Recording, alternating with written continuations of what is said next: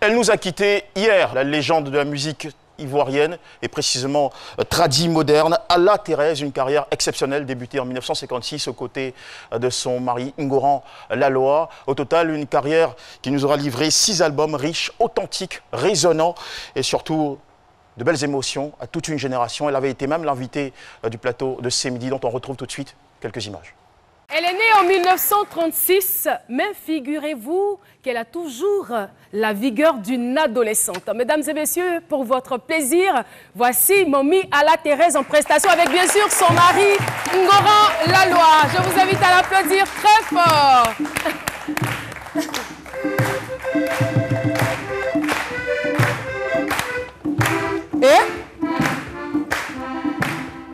Baki yo fe o ma wa yo ma iwanzo de ye ma wa ba o ma iwanzo me ma wa yo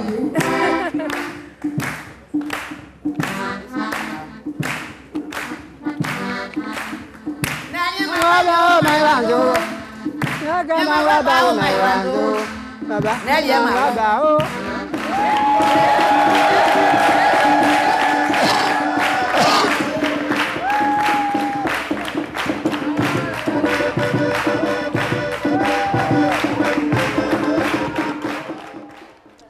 Voilà, Alla Thérèse, 84 ans, une vie bien remplie. C'est Midi salue la mémoire d'une voix unique et surtout d'une dame qui avait réussi à se faire sacrer chevalier ou encore honorer ce chevalier dans l'ordre du mérite ivoirien. C'est avec des applaudissements que nous saluons cette belle carrière et surtout cette dame qui nous aura ravis, s'il vous plaît, mesdames et messieurs.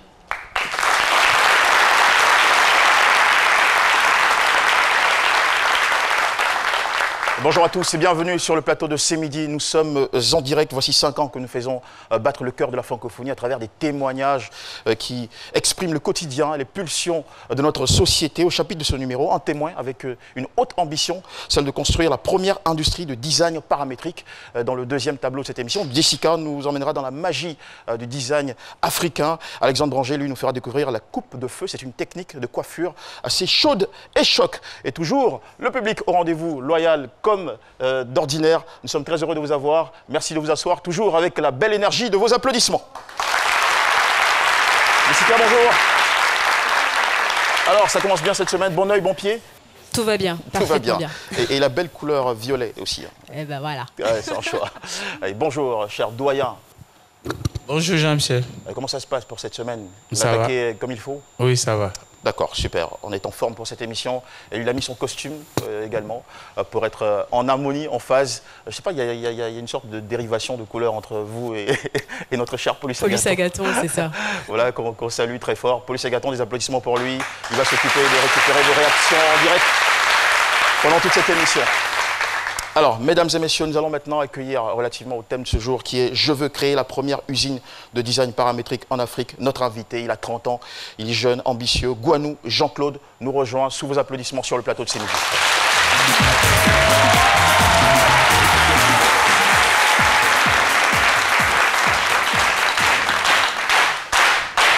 Bonjour très cher, bienvenue. Le tour, d'accord. Merci beaucoup pour l'estime, on apprécie. D'accord, votre présentation, rassurez-vous, elle va arriver dans un petit moment, mais pas sans avoir reçu sur ce plateau celui qu'il manque pour compléter l'équipe. Il paraît que c'est un inventeur, pas comme les autres. Voici Dr Philo.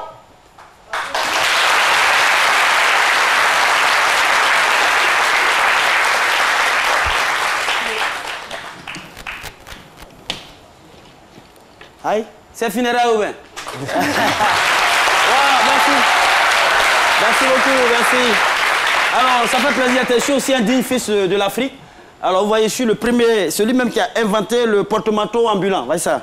Donc désormais, on peut... Voilà, donc on travaille et puis ça fait plaisir. Digne fils concepteur, créateur du porte-manteau ambulant. Ça vous permet de gérer plusieurs gombos à la fois. Oui, ouais, même, c'est bon, c'est pas bête, hein. C'est pas bête, c'est malin, en fait. Les gens trouvent ça simple, mais c'est réfléchi, quoi, en fait. Voilà, pendant que vous ne créez rien, nous, on crée. D'accord. Ah, voilà, ça fait plaisir. Merci. Alors, bonjour à notre cher invité. Bonjour. Merci beaucoup de nous faire la visite sur le plateau de ce midi. Ouais. Vous avez toute une histoire que nous avons tenté de résumer à travers les mots choisis et qui vont être entendus maintenant dans cette capsule. Jean-Claude Gouanou est un jeune Ivoirien de 30 ans passionné de technologie. Célibataire et sans enfant, il est issu d'une famille de 6 enfants. C'est en 2006, à l'âge de 16 ans, qu'il rejoint sa mère en Allemagne pour continuer ses études. Il y fait son cycle secondaire et universitaire. Doté d'un bac scientifique et titulaire d'un bachelor en sciences de l'ingénierie, il fait également une formation en aéronautique et automatisation. Après 14 ans en Europe et ayant observé les différences entre ce continent et l'Afrique, il décide aujourd'hui de rentrer dans son pays d'origine pour faire valoir ses talents. Il veut créer la première usine de design paramétrique en Afrique. Recevons-le sur le plateau de ce midi avec Jean-Michel Aunin.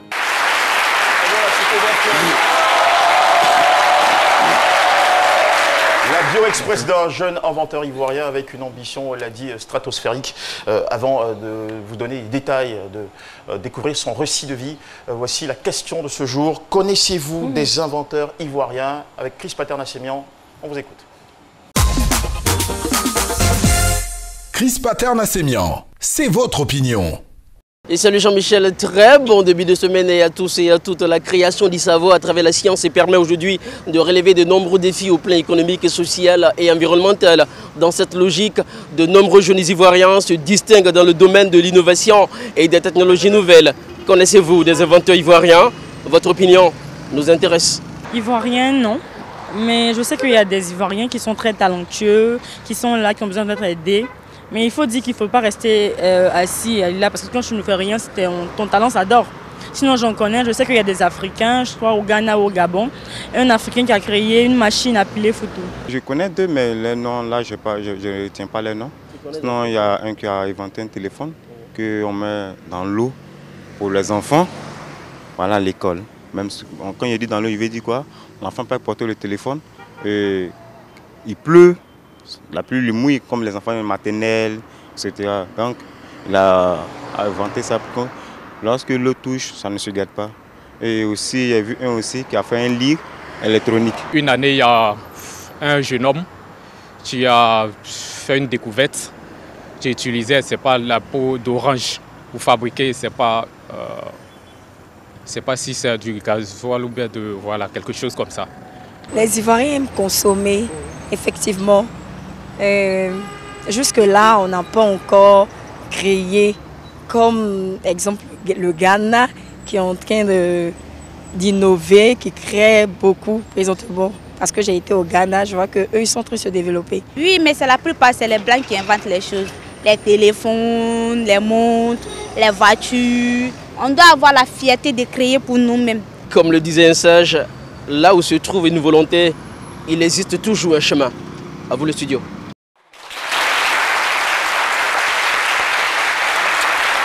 Voilà, nous nous permettons de contredire l'une des passantes qui disait que jusque-là, on n'a pas encore créé. Bien sûr que si, il y a eu énormément de créations ici en Côte d'Ivoire. Il y a une très belle galerie de jeunes inventeurs qui font des choses formidables, d'ailleurs, que vous pouvez découvrir chaque semaine avec Aloussen depuis quelques années maintenant. Et puis, il y en a bien d'autres qui vont arriver aussi. Et d'ailleurs, même qu'on n'a pas encore reçu sur ce plateau dans le processus. Allez, notre inventeur à nous, c'est Dr Philo, un inventeur un peu particulier qui va, après l'opinion de nos chers amis. Oui, on va arriver à vous, ne vous inquiétez pas.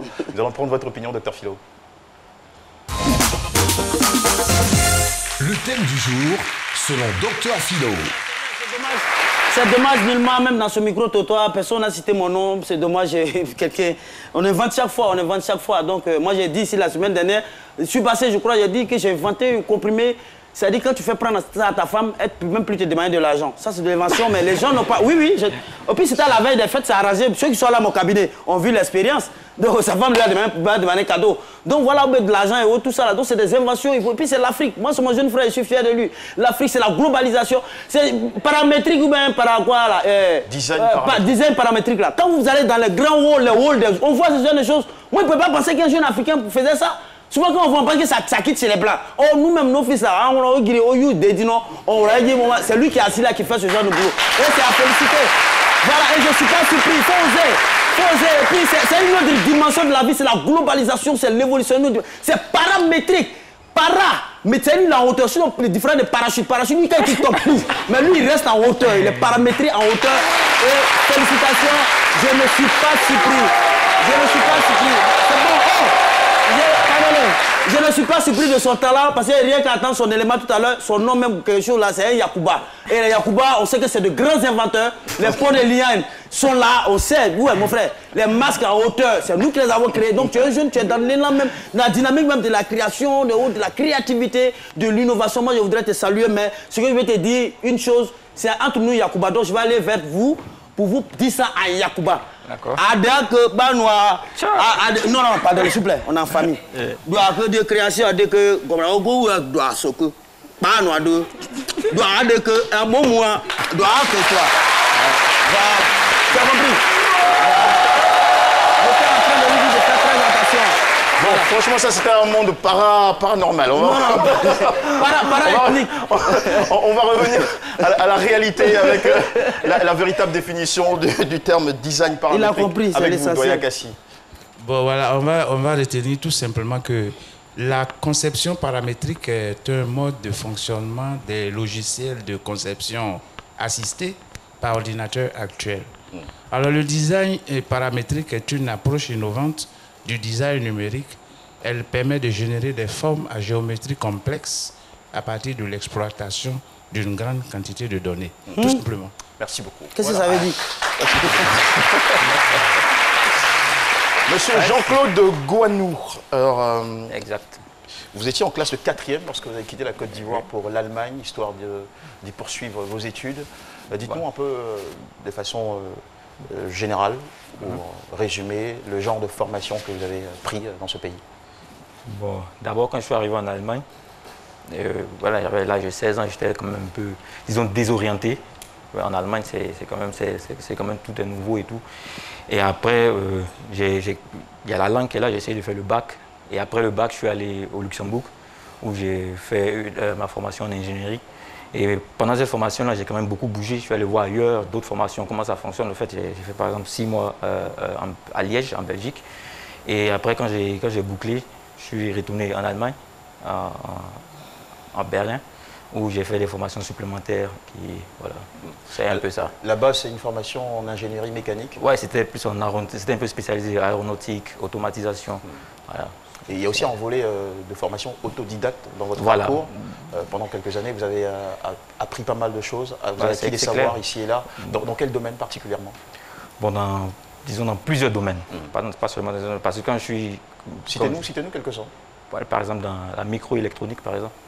On parle de microprocesseurs et tout, j'ai ça sur le plateau, je ne sais pas si je vais forcément montrer. Bon, on va en revenir tout à l'heure. Et quoi d'autre? On y est, hein, on y est. Ouais. Et quoi d'autre? Non, on va revenir tout à l'heure. Par exemple, l'informatique, par exemple, est un peu spécialisée sur comme ça, comment diriger une machine, c'est-à-dire, parce que quand on parle d'informatique, en majeur, on parle de site internet, je ne sais pas quoi, mais là, on parle de vraiment la communication entre l'ordinateur et la machine, en fait. Et ce genre, en fait, il y a plein, je peux en citer. La pensée et la machine. Voilà, parce que comme je disais tantôt, mon objectif, c'était de revenir en Afrique et de participer massivement au développement de l'Afrique, commençant par la Côte d'Ivoire. Et voilà comme... Ça, c'est l'ambition finale. Voilà, ça, il y a un chemin. Et pourquoi c'était important pour vous de vous faire former tout seul à la maison, à travers Internet, des livres, des bouquins spécialisés? Parce que... Au-delà de la formation de base. Voilà, parce que comme je voulais revenir en Afrique, et en Afrique, je connais un peu le terrain, je sais comment ça fonctionne ici. Et la formation que je suivais là-bas n'allait pas suffire. Ça n'avait pas suffi, en fait. Parce que, en fait, quand je reviens en Afrique, je vais dans un système isolé. Parce qu'en Europe, par exemple, il y a plusieurs entreprises qui travaillent ensemble et tout. Il y a plusieurs disciplines et ça n'existe pas ici. Par exemple, quand je parle de la microélectronique, je parle vraiment, je rentre vraiment dans les détails, en fait. Et ce genre de trucs-là, ça n'existe pas ici. Et si tu n'as pas ces connaissances-là que tu viens, tu seras toujours dépendant.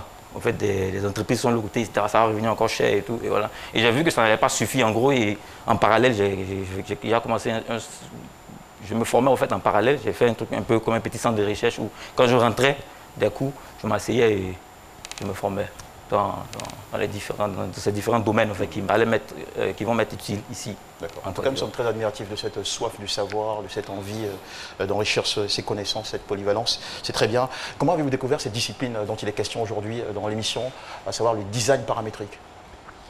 Bon, déjà, pour comprendre ça, il faut que j'aille un peu dans l'histoire.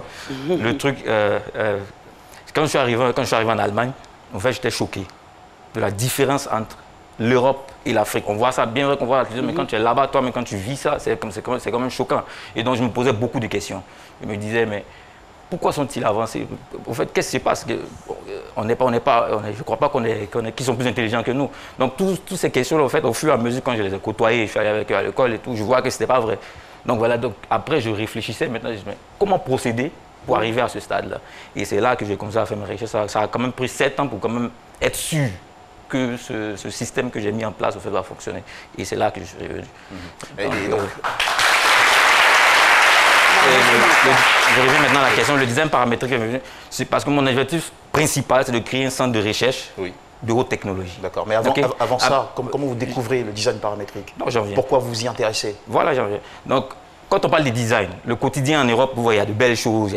Quand je viens en Côte d'Ivoire, par exemple, bien vrai que les menuisiers, ils font quand même des travaux à solliciter. Mais comme c'est à la main, ils sont limités. Ça prend du temps et c'est pas vraiment beau. On voit qu'il y a de l'imperfection, en fait. Donc, du coup, comme je veux changer au fait, le quotidien des Ivoiriens et des Africains en général, changer le quotidien, quand on voit ce genre de belles choses, par exemple, il ne faudrait pas que ce soit seulement en Europe qu'on les voit. Donc, je me suis dit, pour financer le centre de recherche, ça demande beaucoup de sous. Donc, pour financer ce centre de recherche-là, il faut que je crée d'abord une entreprise qui va, l'usine en question, qui va maintenant m'aider à financer maintenant ce centre de recherche. Par exemple, on fait la recherche là-bas, on ne vend pas quelque chose directement. Parce que sinon, le but principal, c'est vous êtes poussé par une ambition. Voilà. Maintenant, comment vous arrivez au design paramétrique? Au design paramétrique, très simplement. Voilà, au design paramétrique, je suis arrivé parce que je me dis, ce genre de design-là, j'aimerais le reproduire aussi en Afrique. Voilà, je vais le faire en Afrique parce que en fait, même en Europe, c'est difficile à en trouver. En fait, en Europe, ça ne se fabrique pas comme ça. En fait. Il n'y a pas, en Allemagne, il n'y a pas d'usine qui fabrique ce genre de design, ce genre de meubles-là. Et c'est quelques particuliers qui font ça. Et donc vous avez été fasciné par tout ce qui est produit tout ce qui peut changer le quotidien des Ivoiriens et des Africains, en général, moi je suis pour. Voilà. Et je suis venu avec plusieurs projets et ça, c'est le premier. D'accord. Alors, une fois que vous êtes tombé sous fascination du fruit ou des fruits de l'industrie du design paramétrique, vous avez besoin d'apprendre. Alors, comment est-ce que vous allez dans une école spécialisée pour ce faire? Non. Déjà, donc ça, j'apprends moi-même. Comme je dis, voilà, je me suis formé sur avoir une très bonne base. Quand je m'élève, avec quels moyens? Avec les livres. Avec les livres, sur Internet, tu lis un peu. C'est plusieurs informations que tu collectes et puis voilà, avec ça, voilà, Mais pour vous qui vous y connaissez de façon très pratique, c'est quoi votre définition du design paramétrique? Un design paramétrique, c'est un design, comme on le dit, paramétré. C'est un design qui est paramétré, c'est-à-dire quand en fait, ça décrit la relation des éléments dans un modèle, en fait. C'est-à-dire quand tu changes, par exemple, les paramètres, tu peux faire des designs très complexes en changeant des paramètres, en fait. Donc, c'est... Ok, une question de Jessica Bamba. Alors, pour que ce soit clair dans l'esprit de tout le monde, en gros, on a des techniques traditionnelles, donc des techniques qui permettent d'avoir des formes habituelles, rondes, carrées, et tout ça, donc des formes basiques. Et avec le design paramétrique, on va avoir non seulement des textures qui sont particulières, mais aussi des designs particuliers. Voilà. Comme ce qu'on a vu avec des histoires de vagues et tout ça. Voilà. En fait, la créativité n'a plus de limite. En fait. C'est ça. Tu peux t'imaginer n'importe quoi et tu... Voilà, c'est... Ok.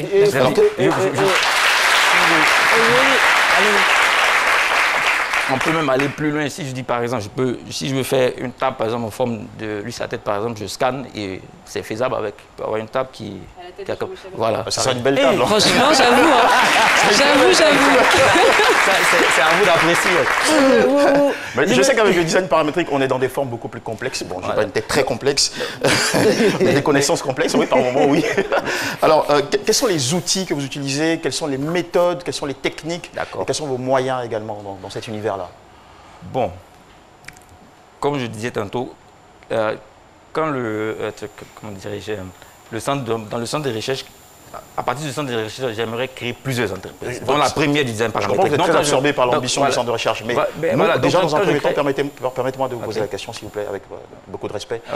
Dites-nous, quels sont les outils qu'on utilise quand on fonctionne dans le domaine du design paramétrique? Est-ce qu'on utilise un ordinateur? Je ne sais pas. Quelles sont vos techniques? Quels sont vos moyens? Tu as besoin d'ordinateur, tu utilises des logiciels qu'on appelle communément les CAD, Computer Aided Design. C'est ce qu'on utilise pour faire les designs et autres. Et après, tu as CAM. C'est quoi Computer Aided Machine. C'est la simulation de la fabrication. Parce que quand tu finis, il faut simuler ça pour voir si tout est... Maintenant, après... Ce sont des logiciels de simulation. Voilà, il faut simuler, il faut quand même donner... En fait, il y a plein de trucs à donner au fait pour que... En fonction de ce que tu veux découper, du bois, de l'acier, de l'aluminium, il y a des paramètres à faire. Puis après, tu fais la simulation pour voir si voilà, c'est tout...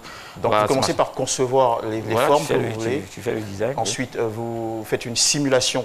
La simulation, ça consiste à faire quoi? Faire bouger l'objet sous plusieurs angles Bon, disons, prenons cet exemple-là, par exemple. Quand quand le design est fini, tu as fini sur le truc, dans le logiciel CAD, après, il faut voir, c'est un dessin. Maintenant, il faut la fabriquer, il faut envoyer à la machine. Donc, ce qu'il vous fait, on fait en fait une simulation, c'est-à-dire, je sais que c'est du bois, il y a des paramètres spécifiques pour le bois, je le mets et tout, et après, la simulation, en fait, ça montre au fait sur l'ordinateur, un peu en animation, un peu animation et tout.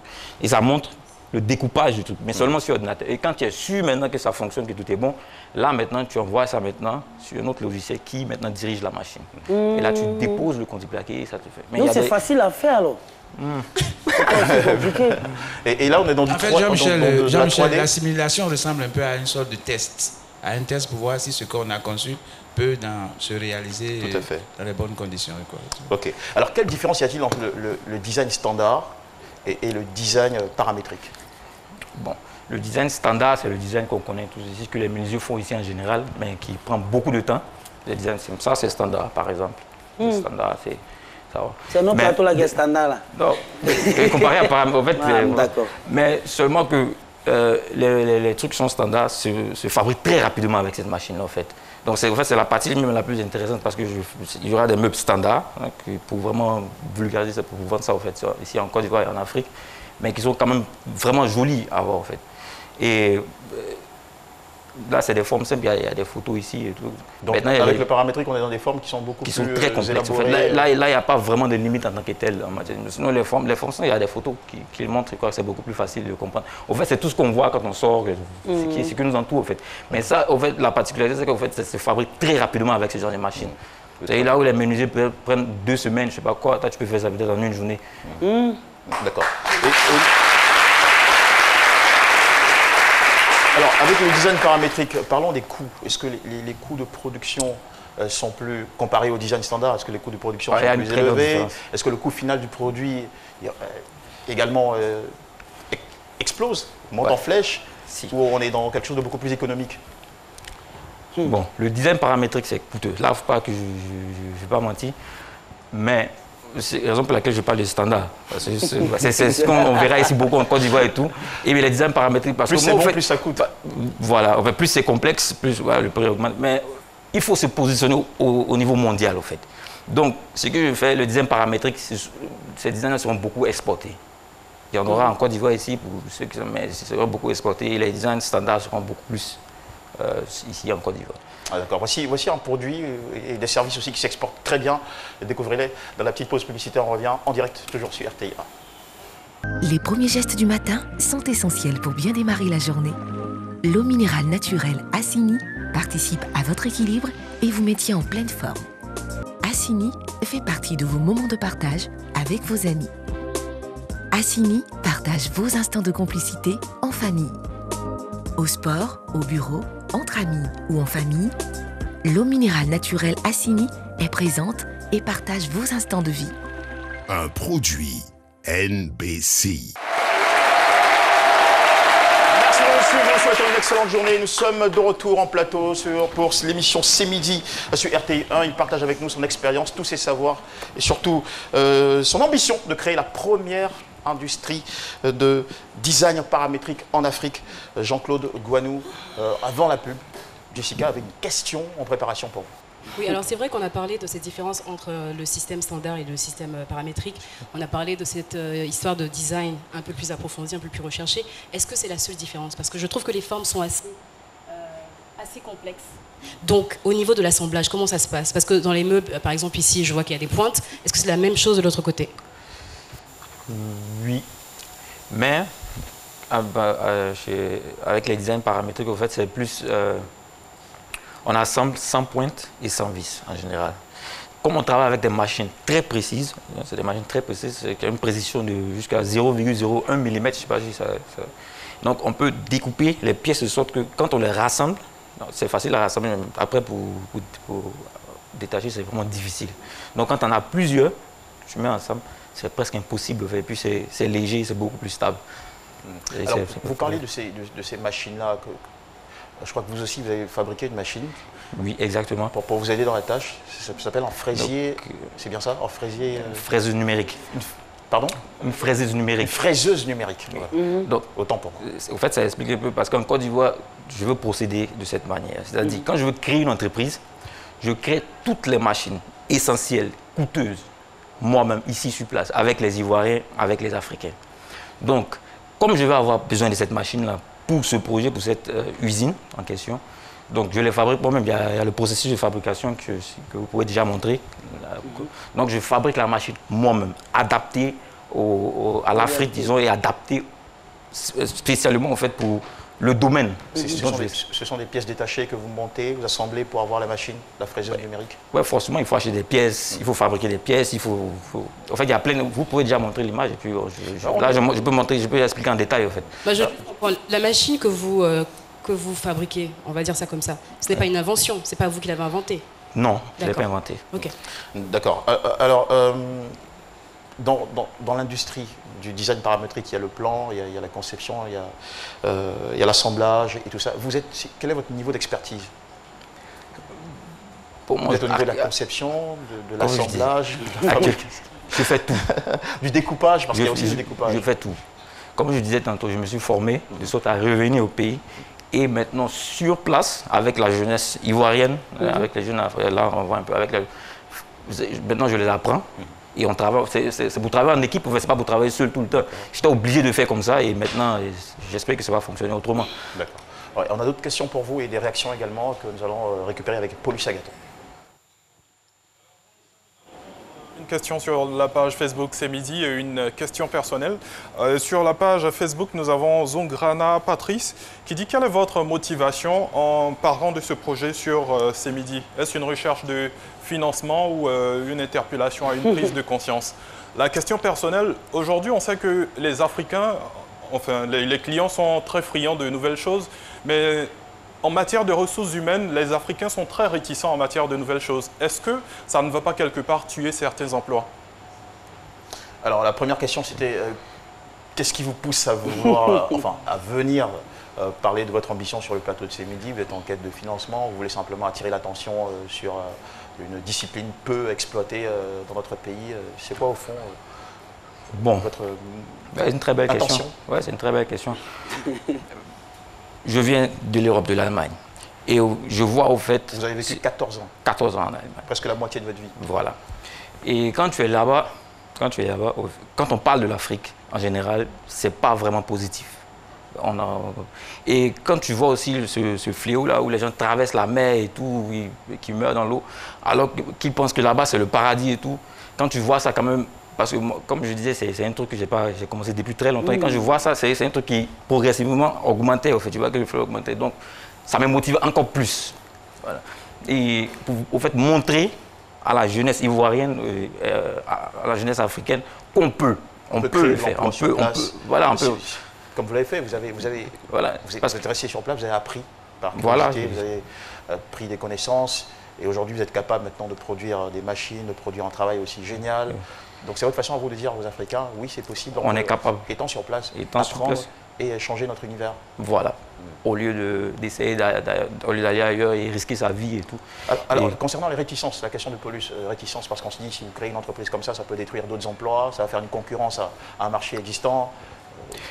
Bon, cette peur, elle existe depuis toujours.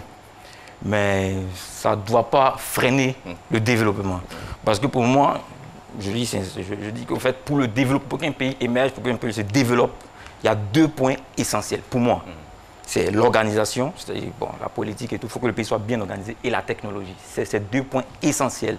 Et c'est ce qui manque en Afrique, ici, en Côte d'Ivoire aussi, parce que les gens investissent plus dans l'agriculture, et j'en passe. Mais à votre avis, pas beaucoup dans la technologie? Pas du tout. Parce qu'ici, on parle de globalisation, il faut se placer au niveau international, pas seulement faire des trucs bricolés, des trucs qui restent ici, et puis bon, ça va, il faut que ça sorte des frontières. C'est quand tu fais que je faut être fier et puis voilà, présenter ça à l'extérieur. Excusez-moi, c'est mon frère Yacouba, tout à l'heure je l'ai dit. Au fait, moi je vous soutiens dans ce que vous êtes. Mais la question qu'on vous a posée tout à l'heure, vous n'avez pas répondu à la question. Non, vous venez là, vous avez besoin de moyens. Lui là, il est à la Dia, il peut vous donner terrain à Jacquesville. Si c'est pour construire les trucs. Donc, il faut. Nous aller d'abord, quand il va te dire, c'est qu'il faut aller droit au but. Tout ce qui. Ouais, je comprends, je comprends. Tout ce qui peut promouvoir, tout ce qui peut m'aider dans ce. Gros français D. Tout ce qui.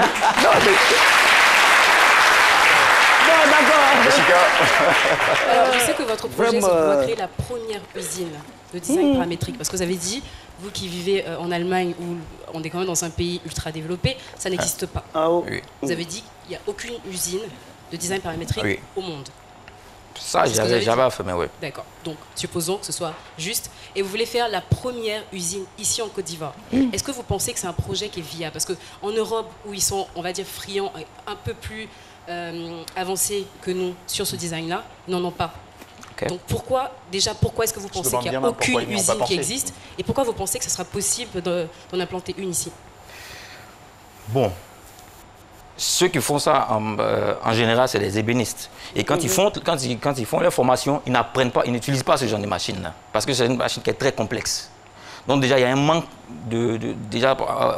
truc sur le plan, disons, c'est difficile. Par exemple, moi, le mari de ma mère est ébéniste, par exemple. Il n'a pas suivi cette formation. Déjà, et c'est des machines qui sont très compliquées. Pour l'utilisation, est très compliquée. Et la fabrication aussi, c'est des machines qui sont très coûteuses.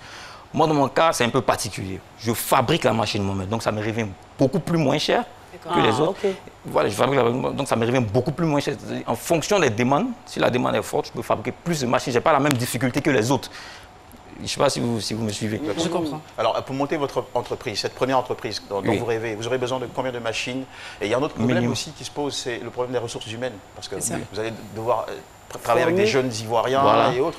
Et il faut transmettre le savoir, il faut les former, ça a un coût. Bon, déjà, fabriquer la première machine industrielle sur place ici, vraiment adaptée pour faire les designs paramétriques, pour faire des designs en bois très rapidement, à temps record. Et c'est ces machines-là maintenant qui vont, qu'après, ils vont fabriquer plus pour l'usine. Donc, ce que je vais faire... Et sur le plan des ressources humaines? Voilà, donc je vais travailler avec les Ivoiriens ici. Vous allez former? Voilà, je suis venu travailler avec les Ivoiriens, les Africains en général. Au fait, c'est ça l'objectif. Vous avez besoin de quelles compétences, de quel savoir-faire? Ça dépend des domaines, parce qu'il y a plusieurs domaines. Mais pour utiliser la machine, il faut quand même avoir une bonne base mathématique, disons. Comprendre un peu les vecteurs, ce genre de trucs. En informatique aussi. Attends, excuse-moi. Il dit en mathématiques et j'entends... Est-ce que vous voulez dire qu'ici, il n'y a personne qui maîtrise les mathématiques, les gars? Arrêtez ça. Ils n'aiment pas les vecteurs.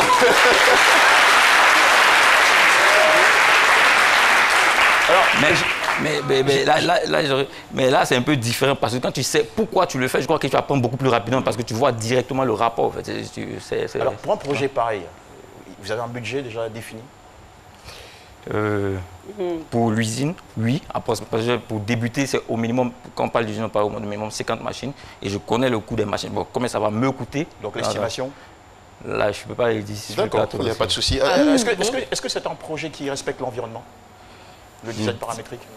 Je dirais oui. Ça dépend d'où la provenance du bois, en fait, utilisé. Mais sinon, à part ça, ça va. Vous nous rassurez. Donc, mais à long terme, je veux éviter d'utiliser le bois, en fait. Quand le centre de recherche sera prêt, on va faire des recherches sur des matières similaires au bois, qui sont stables. Et voilà, éviter d'utiliser, pour éviter, au fait, à long terme, disons. Mais au début, on va utiliser le bois. D'accord. Venant de la Côte d'Ivoire, en fait. On est en train de reboiser, donc vous n'allez pas compliquer les choses. C'est sûr. Merci beaucoup. Allez, on va tout de suite maintenant nous adresser à notre doyen qui vous a suivi et qui est sur ses fiches. Je crois qu'il a pris pas mal de notes et qui va vous dire ce qu'il en pense maintenant. Cassie Quadio, c'est la minute du doyen. C'est déjà une bonne chose, ce projet me paraît opportun. Il me paraît opportun, mais il va falloir l'étudier parce que le milieu où vous voulez l'implanter n'est pas du tout semblable au milieu où vous l'avez attrapé. Vous me comprenez? C'est bien, l'opportunité pour moi est avérée. Le marché aussi, pour avoir un marché. Ça peut même s'exporter, ce genre de meubles. La concurrence, vous pouvez tenir la concurrence.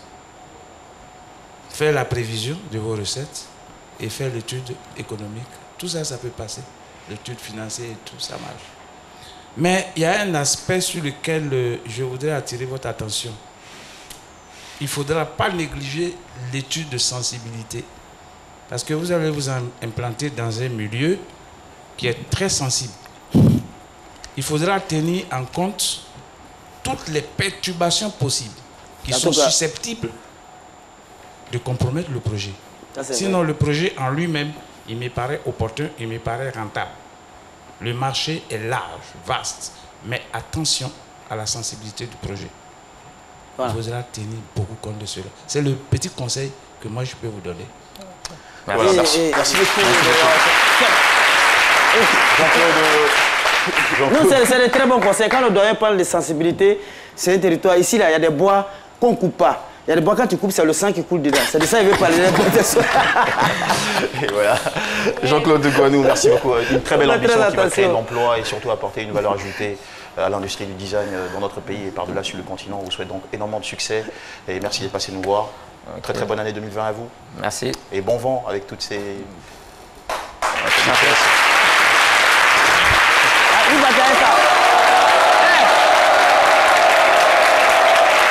Jessica Bamba, top ou pas top, c'est la suite.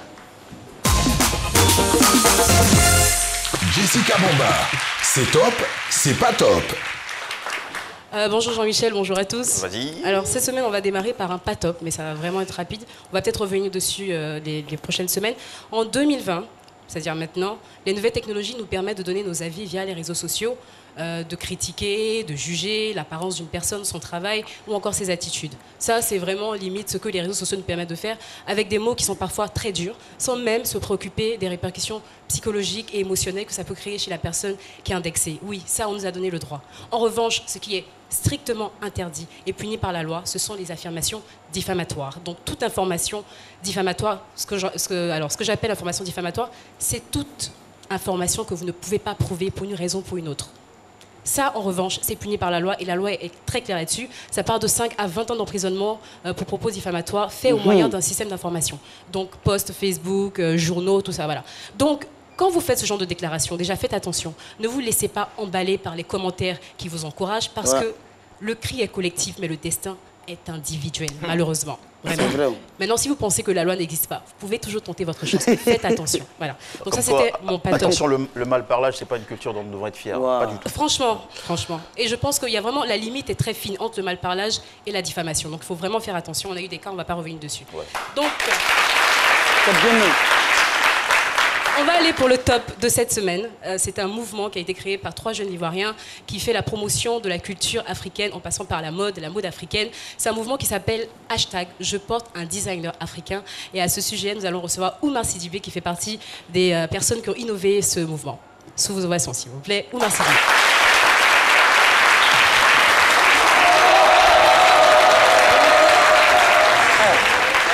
bonjour bienvenue. Merci.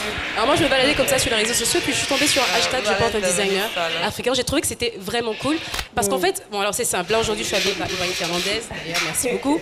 Donc je prends cette photo, je la poste. Je suis habillée par ma mairie de... Mary Maud, merci beaucoup. Merci. Ouais. Et Paulus Agathon était habillé par Sissin Moïse, je pense. Voilà. Donc, ça... Et aujourd'hui, nous portons tous des designers ivoiriens africains. Bien écouté. Oui, c'est vrai. Écoutez, c'est absolument. Bon. Chacun a son style. Alors, et je me suis dit que c'est vraiment une belle initiative, parce que quand vous allez sur Facebook, par exemple, ou sur Instagram, quand vous cliquez dans la barre de recherche hashtag je porte un designer africain, vous avez la liste de plusieurs designers que même vous ne connaissiez pas. Et ça, je trouve ça génial. Oumar Sidibé. Jessica, merci beaucoup de me recevoir sur le plateau, c'est un honneur pour moi. Alors, très rapidement, je vais parler du mouvement Je porte un designer africain. L'idée est venue d'un constat. On a remarqué avec Herman, Blé et moi, qui sont mes meilleurs amis, qu'à chaque fois que nous sortions, on avait des designers africains sur nous et notre entourage le remarquait en fait. Blé, qui a un blog, il a eu l'idée de créer ce hashtag-là et on s'est dit pourquoi ne pas le rendre universel en fait.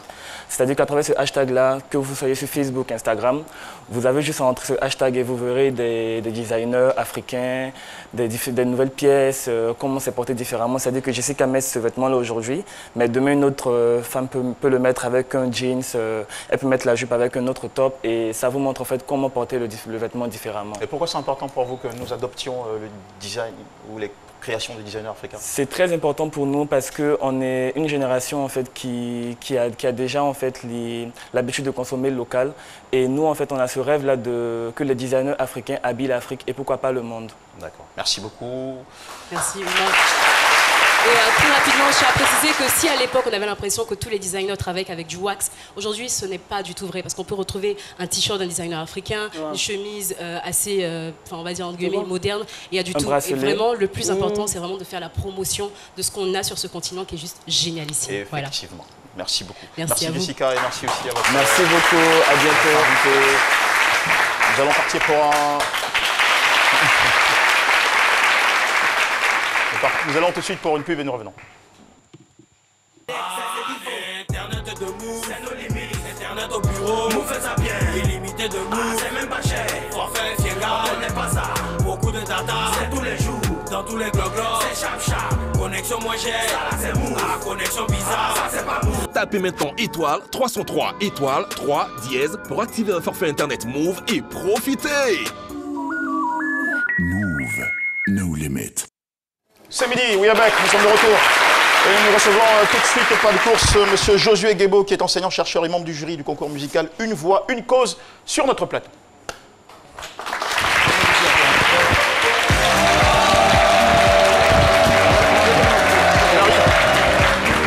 Il arrive, il n'est pas. Alors vous êtes Boyer Emmanuel, lauréat du concours en question Une Voix, Une Cause. Votre monsieur Josué Guébo, il n'est pas encore prêt, c'est ça? D'accord. Pendant ce temps-là, on va parler avec notre ami Alexandre Branger. Vous aimez bien sa coiffure? Un peu. Un tout petit peu. Mais il y a une coiffure qui va vous surprendre, dont il a fait la découverte il n'y a pas très longtemps. On appelle ça la coupe de feu alors. D'accord, la coupe de feu. C'est utilisé beaucoup, surtout au Moyen-Orient, par les coiffeurs. Et c'est une méthode de défrisage naturel pour défriser les cheveux. Parce que nos cheveux contiennent de la kératine, donc il n'y a pas besoin d'utilisation de produits chimiques. Donc vous allez voir, j'ai trouvé ça très haut. Mais attention, c'est pas tout le monde qui peut faire ça, parce qu'il faut avoir les cheveux épais et ça brûle. Mais ils utilisent une potion et une poudre qui est secrète, parce qu'ils ne veulent pas dire ça à tout le monde, parce que c'est leur atout. C'est une poudre inflammable. Voilà, une poudre inflammable, mais aussi une lotion pour éviter que les cheveux brûlent. Donc c'est secret. Voilà. Mais ne faites surtout pas ça à la maison. Surtout pas. On est pressé de voir. C'est un art, ce sont des professionnels qui font ça. Ouais. Voilà, je vous montre ça tout de suite en vidéo, merci. C'est Zo. Alexandre Branger, c'est Zo.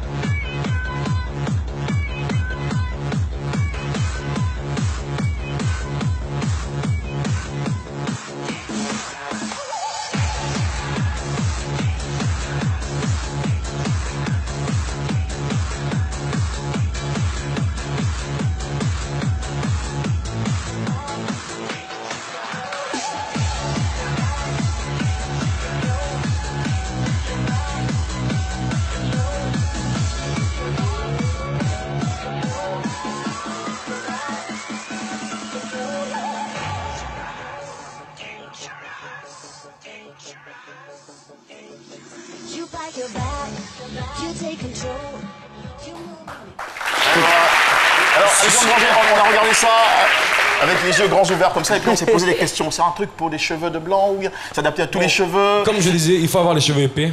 Parce que si tu n'avez pas de cheveux, c'est pas possible, vous allez prendre feu. Donc il faut avoir les cheveux épais et cela aussi. Par exemple, si Dr Philo fait ça, c'est pas possible.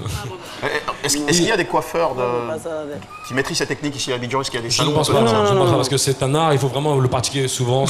Et cela préserve aussi la couleur des cheveux et ça aide à éliminer aussi les pellicules. Donc, ceux qui ont des pellicules, essayez ça quoi. Les femmes, n'utilisez pas ça avec votre tissage, hein. Les cheveux doivent être naturels. D'accord, c'est bien compris. La coupe de feu. Allez, on a été rejoint par M. Josué Guébo, l'enseignant-chercheur et membre du jury du concours musical Une Voix, Une Cause. Bonjour monsieur. Bonjour cher ami. Vous avez un micro, d'accord? Alors je suis déjà installé. On m'entend, ça va? Oui, on vous entend parfaitement. Alors, c'est quoi la particularité de ce concours, Une Voix, Une Cause? Alors ce concours est particulier dans la mesure où, oui, il a réussi à articuler autant bien que la musique que le thème. En général, on fait un concours musical pour voir les bons musiciens, mais en fait, au-delà de ça, il y a une thématique. C'est un concours qui porte un thème. D'accord. Alors, la finale a eu lieu le 4 janvier 2020. C'était la première édition. Le thème, c'était Stop à l'immigration clandestine. Absolument. Qu'est-ce qui a justifié la victoire de notre candidat, enfin de ce candidat, Boyer Emmanuel? Alors, le jury a estimé qu'il réussissait à faire de la bonne musique. Il était très bon en plan de la voix, mais sa thématique, les textes étaient très beaux. En tant que parolier, nous avons estimé qu'il était excellent. Voilà. Donc, c'est à la fois un bon musicien et puis un bon parolier. D'accord. Qu'est-ce que vous avez gagné à ce concours? J'ai gagné la somme d'1 million. 1 million de francs CFA. Ouais, l'année commence bien pour vous? Ouais, très bien. Bonne année l'argent. Et c'est quoi votre mission désormais? Ma mission est d'interpeller les jeunes. Bon, pas forcément aussi les jeunes, parce que l'immigration clandestine prend en compte toute une famille souvent aussi. Donc, parler à la population africaine surtout, pour leur dire qu'ils ont un peu tout ici. Un peu tout ici. Aller ailleurs, c'est vrai, mais il faut aller dans de bonnes conditions. Ne pas aller se faire tuer pour endayer l'Afrique. Ok, c'est bien compris. Alors, M. Josué Guébo, merci de passer nous voir. Vous avez un dernier mot? Il y a un programme pour toute l'année? Oui, je veux dire que c'est un concours qui promeut donc l'art au niveau de la francophonie. Tous les artistes qui ont entre 18 et 40 ans sont appelés à venir. Il s'agit de choisir les élites de la musique africaine, francophone, pour les prochaines années. Sur une musique de conscientisation. Absolument. La prochaine étape, ça va être l'année prochaine ou dans 6 mois? Je pense qu'on commencera cette année, mais pour l'année prochaine en fait. D'accord. Merci beaucoup d'y avoir songé. Je vais faire l'expérience de Alex. C'est mon artiste.